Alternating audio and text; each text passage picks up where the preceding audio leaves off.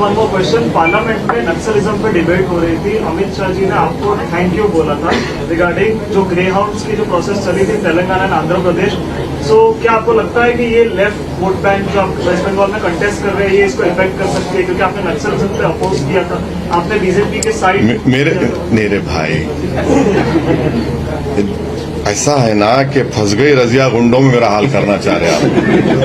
मेरी स्पीच को सुनो आप मेरी स्पीच को नहीं सुने, इसका मतलब आप जो है ना व्हाट्सएप यूनिवर्सिटी को फॉलो मत करो। असदुद्दीन ओवैसी का स्पीच सुनो। मैंने कहा कि ये जो गवर्नमेंट क्लेम कर रही है कि नक्सलिज्म खत्म हो गया, मैंने 1978 की बात की थी।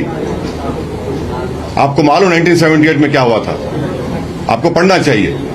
1978 में भी नक्सलवादी जो थे वो बोले हम अब आम सगल नहीं करेंगे। 3 साल बैक टू विलेजेस वो लोग किए और बैक 3 साल के बाद उन्होंने कहा कि इंडिया में न्यू कॉलोनिज्म है, इंडिया में फ्यूडलिज्म है, इंडिया में फ्यूडल लॉर्ड्स, हम हथियार उठाएंगे। ये बात किसी ने नहीं की। दूसरी बात मैंने कही थी, जो गवर्नमेंट क्लेम कर रही खत्म हो गया, मैंने कहा भाई वो हथियार डाल रहे हैं मगर वो अपनी आइडियोलॉजी को छोड़ नहीं रहे हैं। हथियार डाल रहे हैं, आइडियोलॉजी को नहीं छोड़ रहे हैं। तीसरी बात हमने ये की थी कि ये जो एक्सट्रीमिज्म की बात हो रही है,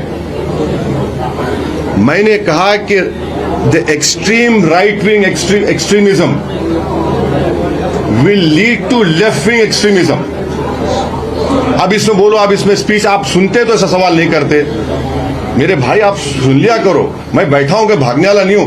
ऐसा सवाल ही पैदा नहीं होता कि समंदर के 2 किनारे एक हो जाएंगे। और राइट विंग एक्सट्रीमिज्म की मैंने बात की, मैंने आसाम के चीफ मिनिस्टर का हवाला दिया अपनी स्पीच में। तो आपको सुन के समझ के पूछना चाहिए, अच्छा रहता, मजा आता उसमें।